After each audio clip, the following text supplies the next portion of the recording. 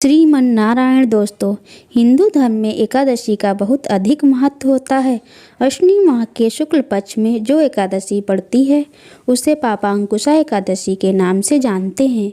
धार्मिक मान्यताओं के अनुसार एकादशी व्रत रखने पर भगवान विष्णु की विशेष कृपा प्राप्त होती है और मृत्यु के पश्चात मोक्ष की प्राप्ति होती है और समस्त पापों की मुक्ति मिलती है। इस बार पापांकुशा एकादशी 25 अक्टूबर दिन बुधवार को है और 26 अक्टूबर को पारण का समय रहेगा 6:28 से 8:43 तक। पापांकुशा एकादशी व्रत इस प्रकार है। युधिष्ठिर कृष्ण भगवान से बोले, हे भगवान, अश्विनी शुक्ल पक्ष एकादशी का क्या नाम है? कृपा करके इसके बारे में बताएं। तब भगवान कृष्ण ने कहा, हे युधिष्ठिर, इस एकादशी का नाम पापांकुशा एकादशी है। पापों के हरने के कारण इसका नाम पापांकुशा एकादशी कहते हैं। इस दिन भगवान विष्णु जी की पूजा करनी चाहिए। यह एकादशी व्रती को मनोवांछित फल प्राप्त करता है।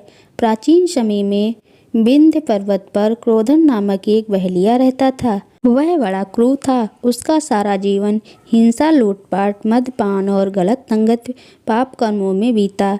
जब उसका अंतिम समय आया तब यमराज के दूत बहेलिये को लेने आए और यमदूत ने बहेलिये से कहा कि कल तुम्हें जीवन का अंतिम दिन है, हम तुम्हें कल लेने आएंगे। यह बात सुनकर बहेलिया बहुत भयभीत हो गया और महर्षि अंगिरा के आश्रम में पहुंचा और महर्षि अंगिरा के चरणों पर गिरकर प्रार्थना करने लगा, हे ईश्वर, मैंने जीवन भर पाप कर्म ही किए हैं। कृपा करें, मुझे कोई ऐसा उपाय बताएं जिससे मेरे सारे पाप मिट जाएं और मोक्ष प्राप्त हो जाए। उसके निवेदन पर महर्षि अंगिरा ने उसे अश्विनी शुक्ल पक्ष पापांकुशा एकादशी की विधि पूर्वक व्रत करने को कहा।